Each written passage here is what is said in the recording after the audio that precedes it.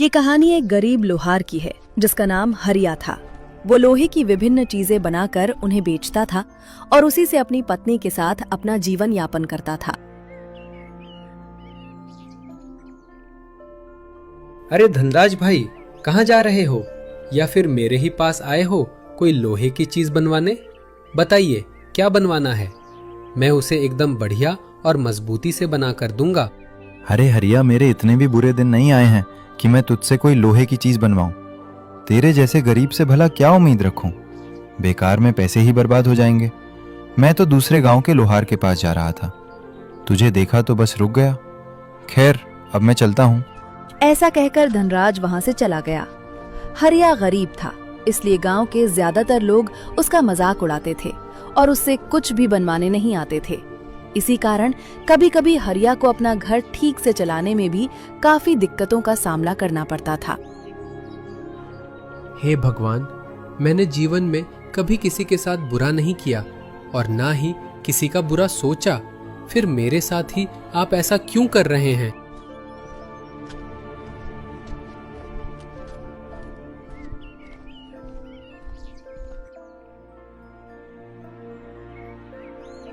अरे हरिया मेरे भाई, किस चिंता में डूबे हुए हो? और ऊपर देखकर अकेले किससे बात कर रहे थे? अरे अजय, क्या तू भी मेरा मजाक उड़ाने आया है? गांव के ज्यादातर लोग तो मेरा मजाक ही बनाते रहते हैं। गरीब हूं तो क्या मेरे पास दिल नहीं है? क्या मुझे बुरा नहीं लगता? मैं यहाँ मेहनत करके अपना पेट पाल रहा हूँ, फिर भी लोग मुझे इतना नीचा क्यों दिखाते हैं? अरे हरिया मेरे भाई, इतनी सी बात पर तुम उदास हो जाओगे तो दुनिया का सामना कैसे करोगे? यहाँ सब ऐसा ही है, कोई किसी के बारे में नहीं सोचता। हमारे समाज में जिनके पास धन दौलत नहीं होती, उन्हें सम्मान नहीं मिलता, बल्कि उनका मजाक बनाया जाता है। यही दुनिया का नियम है। तुम्हें बिना हार माने अपनी लड़ाई लड़ते रहना है। एक दिन सफलता खुद चलकर तेरे पास आएगी। हाँ भाई, तेरी बात सही है। मुझे हार नहीं माननी है और मेहनत करते रहना है, तभी एक दिन सफलता जरूर मिलेगी। वैसे तू बता, कहाँ जा रहा है? मैं तेरे पास ही आया हूँ। मुझे सब्जी काटने के लिए एक चौपड़ बनवानी है। अभी मैं तुझे कुछ पैसे दे देता हूँ और बाकी पैसे कल चौपड़ लेते समय दे दूंगा। ऐसा कहकर अजय ने हरिया के हाथ में कुछ पैसे रखे और वहां से चला गया।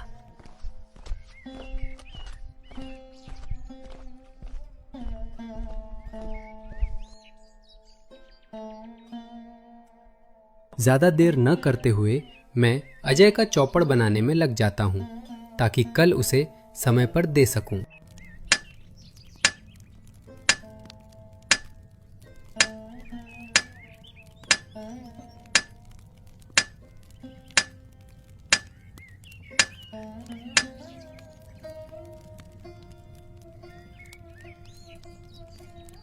ज्यादातर काम तो हो ही गया है। अब आज शाम तक इस चौपड़ को पूरा कर लेना होगा, ताकि मैं कल अजय को उसका चौपड़ समय पर दे सकूं। अभी थोड़ी देर विश्राम कर लेता हूं, फिर दोबारा काम में लग जाऊंगा। ये है लोहार हरिया का घर, जहां वो अपनी पत्नी के साथ प्रेम और सुकून से अपना जीवन बिता रहा था। हरिया की पत्नी का नाम पावनी था, जो बहुत ही धैर्यवान और समझदार महिला थी। वो हर सुख दुख में हरिया का हाथ थामकर उसके साथ कदम से कदम मिलाकर चलती थी। इनके दुकान चले जाने के बाद घर बिल्कुल सूना सूना लगने लगता है। घर के कामों में लगी रहती हूँ तो इतना ध्यान नहीं जाता, लेकिन जैसे ही सारे काम खत्म हो जाते हैं, अकेलापन महसूस होने लगता है।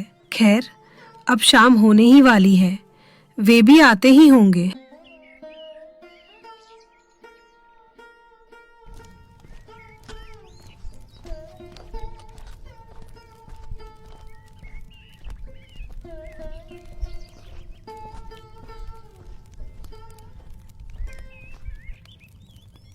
अजय ने जो चौपड़ बनवाने के लिए दिया था, वो मैंने तैयार करके रख दिया है।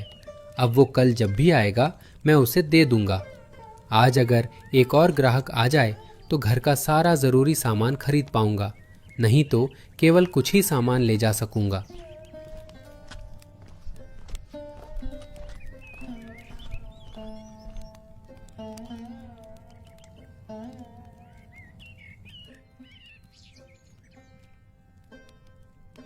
अरे राजेश भाई, आइए, बताइए आपको क्या बनवाना है। जो भी काम होगा मैं उसे पूरी मेहनत और लगन से तैयार कर दूंगा। आप बस हुक्म कीजिए, आपको क्या बनवाना है। मैं पूरी कोशिश करूंगा कि आपका काम बेहतरीन तरीके से पूरा हो। अरे हरिया, मुझे पता है कि तू कितना अच्छा काम करता है, इसलिए तो गांव का कोई भी आदमी तेरे पास कुछ बनवाने नहीं आता। सब लोग पास के रामू के पास ही जाते हैं और मैं भी वहीं जाता हूँ। मुझे तो लगता है कि तुझे ये काम छोड़कर मजदूरी करना शुरू कर देना चाहिए। तेरे पास वैसे भी ग्राहक तो आते नहीं हैं। राजेश भाई, अगर आपको मुझसे काम नहीं करवाना है तो कोई बात नहीं। मैं थोड़ी ना आपको जबरदस्ती पकड़कर अपने पास काम करवाऊंगा। आप अपनी इच्छा के अनुसार जहां चाहे वहां से काम करवा लीजिए। लेकिन हाँ राजेश भाई, किसी के काम या मेहनत का कभी मजाक नहीं उड़ाना चाहिए। क्या पता कब समय करवट ले ले और इंसान खुद ही मजाक का पात्र बन जाए। भगवान ऊपर से सब देख रहे हैं और हर किसी को उसके कर्मों का फल अवश्य मिलता है। अरे हरिया, बस कर। तू सिर्फ एक साधारण लोहार है, इसलिए ज्यादा जुबान मत चला। छोटी सी हैसियत में इतनी बड़ी बड़ी बातें करना ठीक नहीं होता। और सुन, अगली बार मुझसे इस लहजे में बात करने से पहले 10 बार सोच लेना। समझ में आया ना तुझे? अरे राजेश भाई, किसकी हैसियत कितनी है ये तो समय आने पर भगवान सबको दिखा ही देंगे। खैर, मुझे आपसे बहस करने में कोई दिलचस्पी नहीं है, इसलिए अगर आप यहाँ से अपने रास्ते चले जाएं तो मुझे अच्छा लगेगा। हरिया की ये बात सुनकर राजेश गुस्से से भड़क उठा, लेकिन कुछ कहे बिना ही बड़बड़ाता हुआ वहां से चला गया।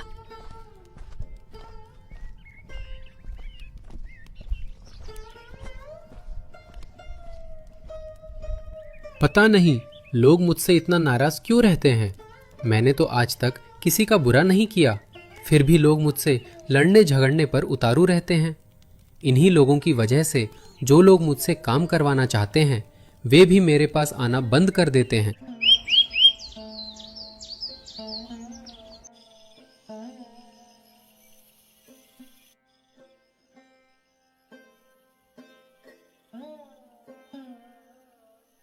आज तो इन्होंने घर आने में काफी देर कर दी। वैसे तो ये शाम होते होते घर आ जाते हैं, लेकिन आज तो पूरी तरह रात हो गई है। पता नहीं दुकान पर ठीक ठाक ग्राहक आए भी होंगे या नहीं।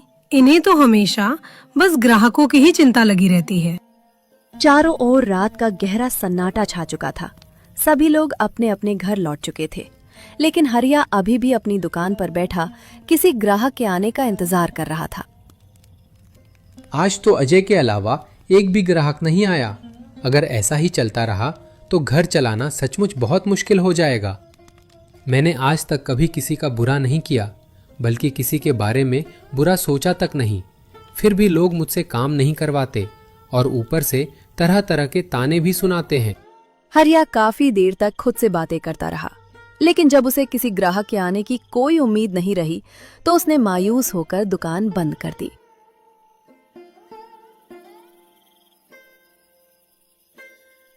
आज तो शायद भाग्यवान भी चिंता कर रही होगी। आमतौर पर मैं शाम होते ही घर चला जाता हूँ, लेकिन आज तो रात हो गई। खैर, अब शायद रोज ही देर हो जाया करेगी, क्योंकि ग्राहक आते ही नहीं हैं। पता नहीं क्यों सबको मुझसे ही शिकायत रहती है, लेकिन मैं हार मानने वालों में से नहीं हूँ। मैं मेहनत करता रहूँगा और अपने काम में लगा रहूँगा। अब घर की ओर चलना चाहिए।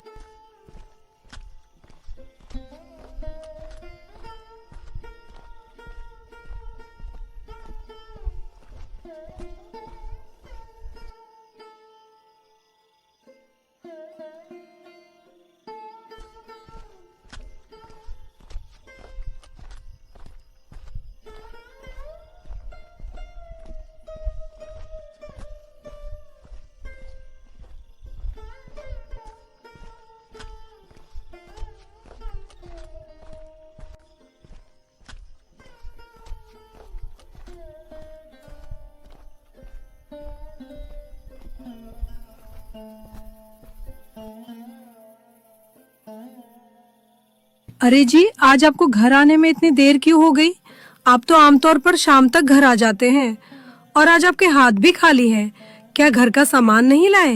भाग्यवान, मैं तुम्हारे सारे सवालों का जवाब दूंगा, लेकिन पहले हाथ मुंह धोकर थोड़ा आराम कर लूं। आज मैं बहुत ज्यादा थक गया हूं।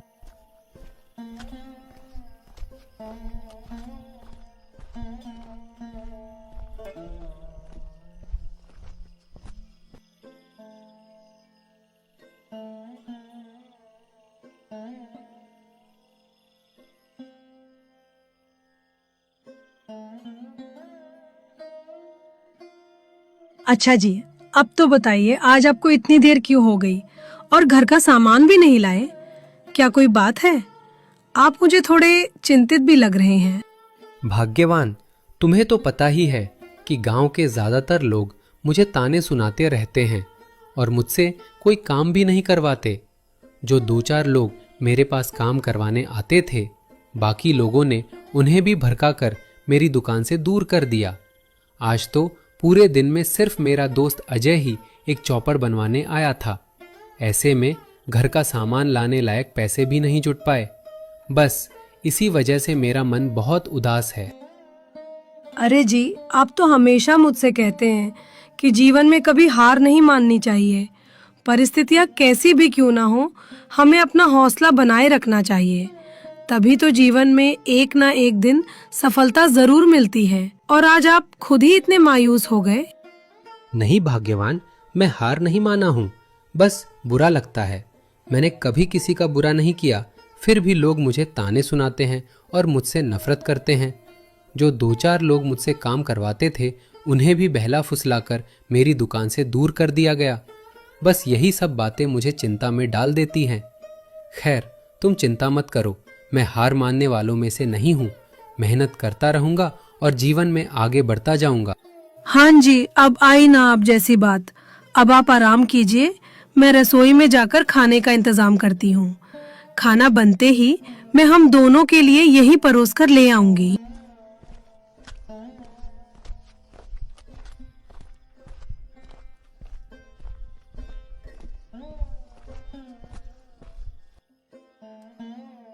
भाग्यवान भी मेरे बारे में बहुत सोचती है। अगर मैं उसके सामने यूं ही चिंतित रहूंगा तो उसे भी मेरी चिंता सताने लगेगी। इसलिए उसके सामने हमेशा मुस्कुराकर और हिम्मत से रहना ही बेहतर है। बेवजह उसे परेशान करके मैं उसकी चिंता क्यों बढ़ाऊं?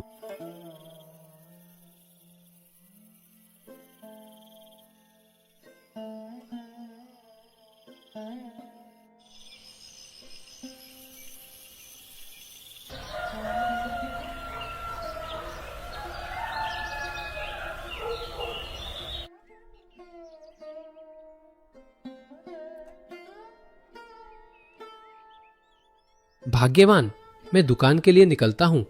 आज कुछ न कुछ कमाकर घर का राशन जरूर लेकर आऊंगा। तुम बिल्कुल चिंता मत करना। और हाँ, मेरी राह देखते हुए खुद भूखी मत रहना। समय पर खाना खा लेना, मुझे आने में देर भी हो सकती है। आप मेरी चिंता मत कीजिए, आप आराम से जाइए, मन लगाकर अपना काम कीजिए। और हाँ, किसी बात का बुरा मत मानिए।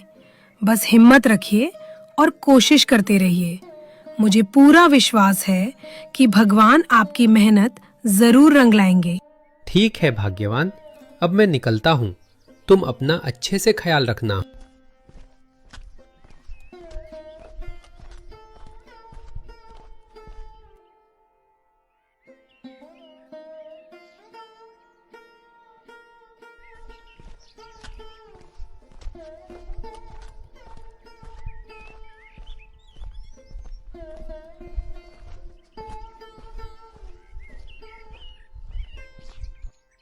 हरिया दुकान पर पहुंचकर फटाफट दुकान खोल देता है।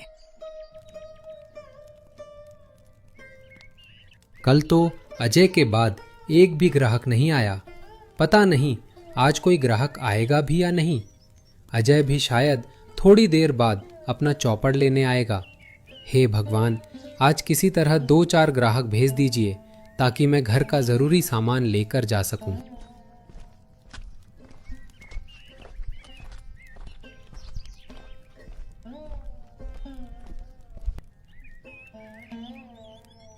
अरे अजय, तू आ गया।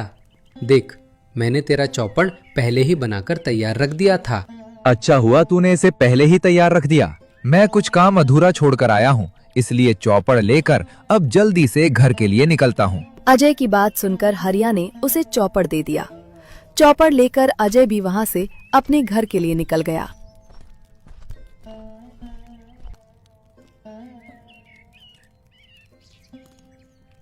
हे भगवान, आज बस 2-4 ग्राहक भेज दीजिए, नहीं तो भूखे रहने की नौबत आ जाएगी। प्रभु, मुझ पर अपनी कृपा कीजिए।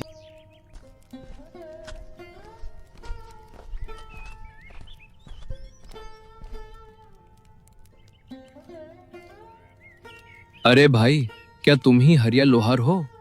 मैंने सुना है कि तुम लोहे की बहुत बढ़िया बढ़िया चीजें बनाते हो। हाँ भाई, मैं ही हरिया हूँ। मैं कितना अच्छा लोहे का सामान बनाता हूँ, इसकी तारीफ तो मैं खुद नहीं करूँगा, लेकिन मैं हमेशा पूरी कोशिश करता हूँ कि हर ग्राहक का काम पूरे मन और ईमानदारी से करूँ और उसे बेहतरीन बनाकर दूँ। आखिर ग्राहक अपनी मेहनत की कमाई से पैसे देकर मुझसे काम करवाता है, इसलिए उसके पैसों की पूरी कीमत मिलनी चाहिए। हरिया भाई, मुझे तुम्हारे हुनर के बारे में अच्छी तरह पता है। तुम्हें मेरे लिए एक ऐसी खास तलवार बनानी होगी जिसे देखते ही हर कोई पसंद करे और उसे खरीदने के लिए उतावला हो जाए। उसके बदले तुम जितनी भी कीमत मांगोगे, मैं देने के लिए तैयार हूं। लेकिन हाँ, अभी मैं तुम्हें पैसे नहीं दूंगा। तलवार तैयार होने के बाद ही तुम जितनी कीमत मांगोगे, मैं बिना किसी हिचकिचाहट के उतना पैसा तुम्हें दे दूंगा। ठीक है भाई, आप तलवार तैयार होने के बाद ही पैसे दे दीजिए और मैं भी आपके कहे अनुसार जितना हो सके उतनी बेहतरीन तलवार बनाने की पूरी कोशिश करूंगा। आपका काम पूरे मन, लगन और मेहनत से करूंगा। आप बिल्कुल बेफिक्र रहिए। और हाँ हरिया, अभी मैं तुम्हें पैसे नहीं दे रहा हूँ, काम पूरा होने के बाद ही दूंगा। लेकिन अगर तुम्हारे घर के लिए किसी सामान की जरूरत हो तो घर जाते समय रमेश की दुकान से ले जाना। मैं उसे पहले ही कह दूंगा कि पैसों की चिंता ना करे, हिसाब मुझसे कर ले। तुम बस अपने घर के लिए जो भी जरूरी सामान हो बेझिझक ले जाना। अब मैं चलता हूँ, तुम अपने काम में लग जाओ।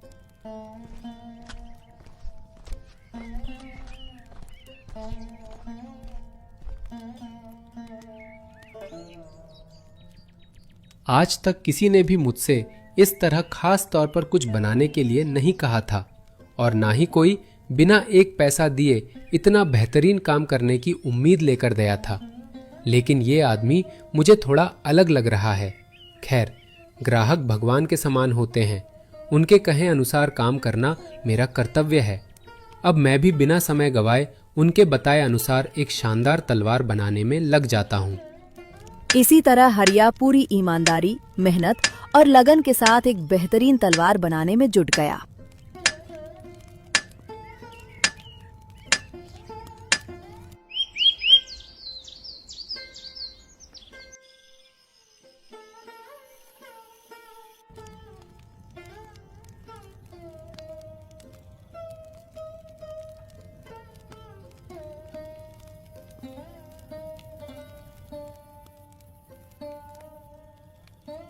आखिरकार पूरे दिन की कड़ी मेहनत के बाद मैंने एक बेहतरीन तलवार बना ही ली। उम्मीद करता हूं कि ये तलवार उन्हें ज़रूर पसंद आएगी। अब रात भी हो गई है, इसलिए मैं दुकान बंद करके घर के लिए निकलता हूं। जाते समय उस आदमी के बताए हुए रमेश की दुकान से घर का ज़रूरी सामान भी लेता जाऊंगा।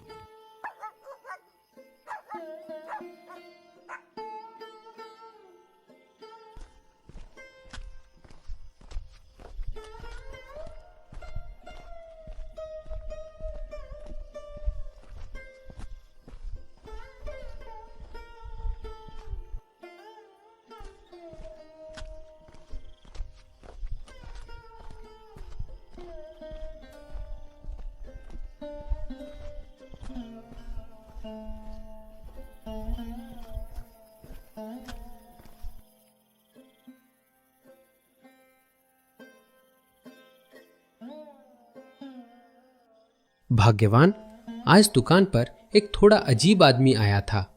उसने मुझसे एक बेहतरीन तलवार बनवाने को कहा।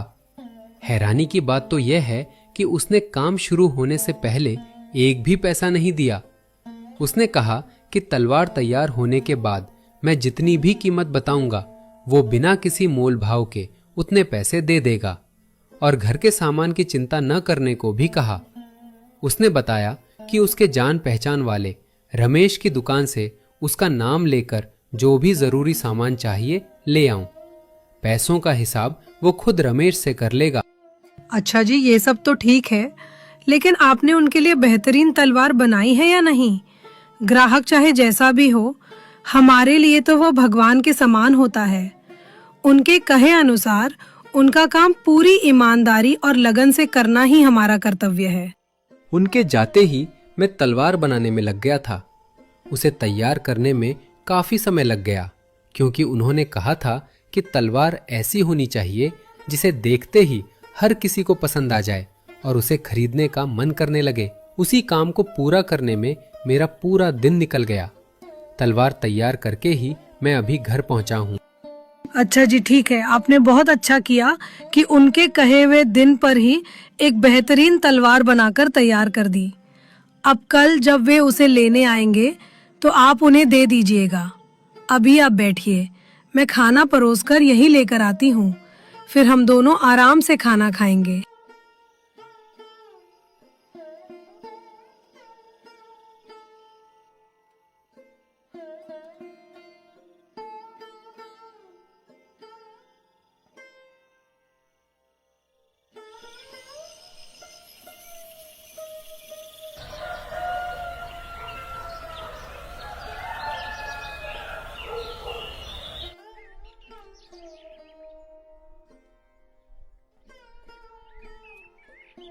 उस आदमी के कहे मुताबिक मैंने उनकी बेहतरीन तलवार तो तैयार कर ली है। अब बस यही सोच रहा हूं कि वे उसे लेने कब आएंगे।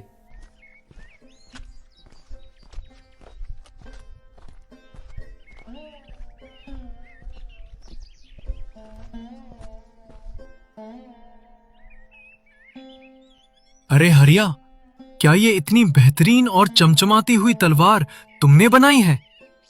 अरे ये तो सचमुच सोने की तरह चमक रही है। जरा इसका दाम तो बताओ भाई, ये मुझे बहुत पसंद आई है। मैं इसे खरीद लेता हूँ। अरे नहीं भाई, मैं यह तलवार आपको नहीं दे सकता। दरअसल इसे बनवाने के लिए एक आदमी ने मुझसे कहा था। मैं उनके भरोसे को तोड़कर यह तलवार किसी और को नहीं बेच सकता। अरे हरिया, पैसों के सामने इतनी ईमानदारी दिखाकर कोई फायदा नहीं है। इस तलवार की जितनी भी कीमत होगी मैं तुम्हें उसका दुगना दूंगा। बस तुम ये बेहतरीन तलवार मुझे बेच दो। मैं आपसे माफी चाहता हूं, लेकिन आप मुझे कितने भी पैसे क्यों ना दे, मैं यह तलवार आपको नहीं दे सकता। सिर्फ आपको ही नहीं, मैं इसे किसी और को भी नहीं बेच सकता, क्योंकि मैंने किसी को अपना वचन दिया है और मैं एक बार जुबान देने के बाद अपनी ईमानदारी से कभी पीछे नहीं हटता। ठीक है भाई, अगर तुम ये तलवार बेचना ही नहीं चाहते तो मैं भी क्या कर सकता हूँ। आजकल तो लोग पैसों के लिए कुछ भी करने को तैयार हो जाते हैं, लेकिन तुम अपने वचन पर अडिग हो। खैर, अब मैं चलता हूँ।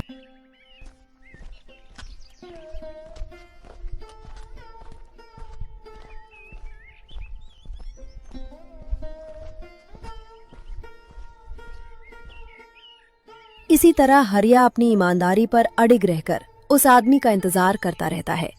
बीच बीच में कई लोग उस अनोखी तलवार को खरीदने के लिए आते हैं।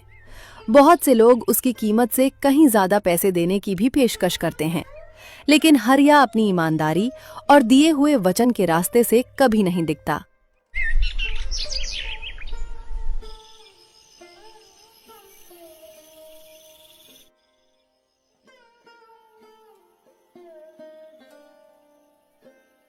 ये आदमी भी सचमुच बड़ा अजीब है। कल मुझसे बड़े अच्छे से बातें करके तलवार बनवाने का काम सौंप कर गया था। उसने तो मुझे अपने पहचान वाले की दुकान से राशन लेने के लिए भी कहा था। आज ना उनका कोई आता पता है, ना ही वे दिखाई दिए। उनकी तलवार भी मैंने बनाकर तैयार रखी है, लेकिन वे उसे लेने अब तक आए ही नहीं।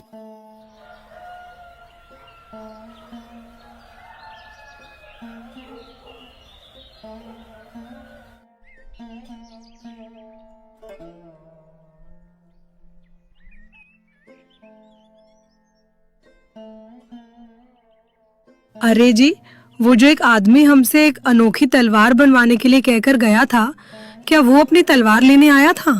क्या उसने तलवार ले ली?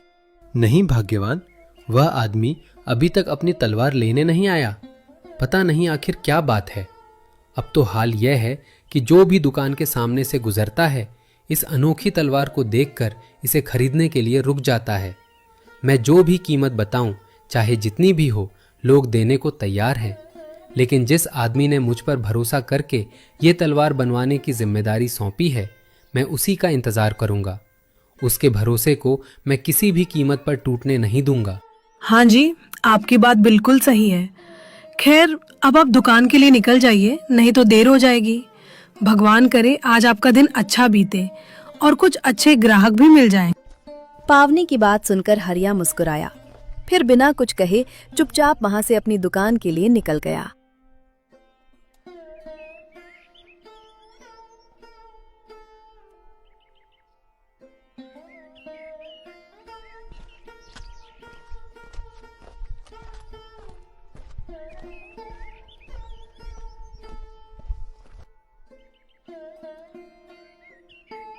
अरे भाई, तुम इतने दिनों से कहाँ चले गए थे? तुमने मुझसे एक अनोखी तलवार बनवाई, घर का राशन वगैरह खरीदने के लिए कहा और फिर चले गए। उस दिन के बाद से ना तो तुम आए, ना ही तुम्हारा कोई आता पता मिला। अरे हरिया, शांत हो जाओ मेरे भाई।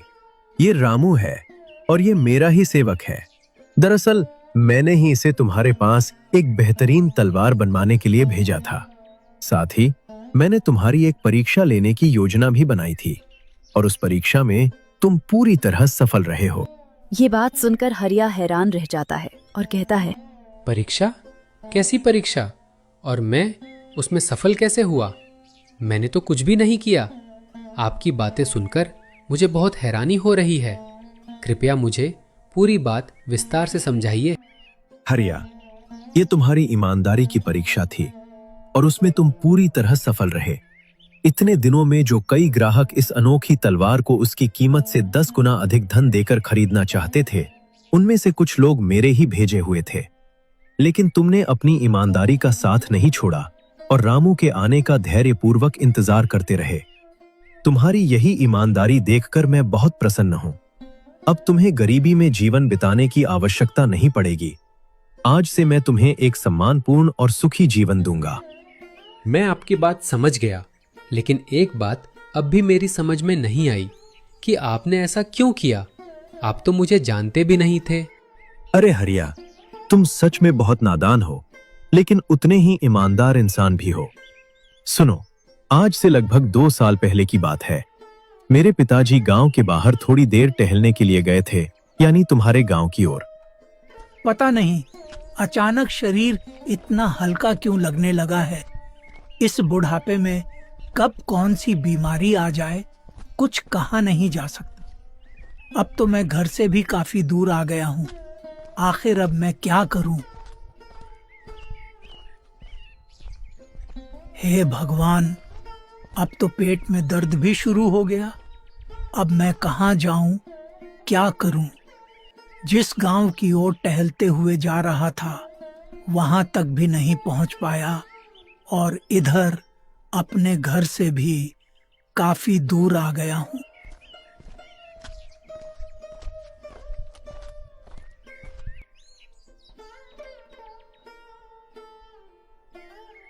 अरे चाचा जी, आप?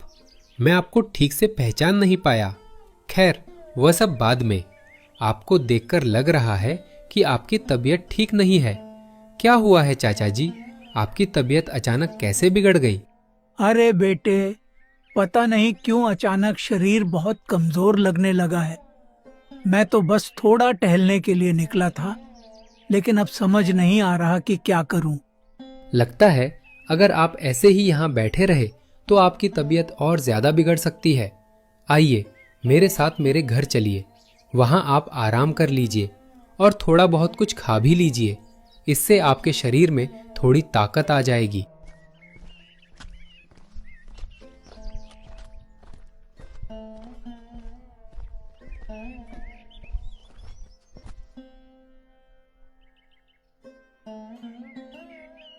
तो वे आपके पिताजी थे, लेकिन मैंने तो सिर्फ इंसानियत के नाते उनकी मदद की थी।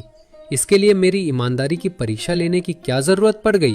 पिताजी के कहने के बाद भी मैं खुद अपनी आंखों से देखना चाहता था कि तुम कितने ईमानदार हो।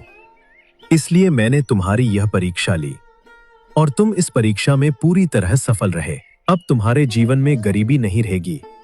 इसी तरह भगवान ने हरिया पर अपनी कृपा बरसाई और उसकी ईमानदारी का उचित फल उसे दिया। इसके साथ ही उसके जीवन से गरीबी के दिन हमेशा के लिए दूर हो गए।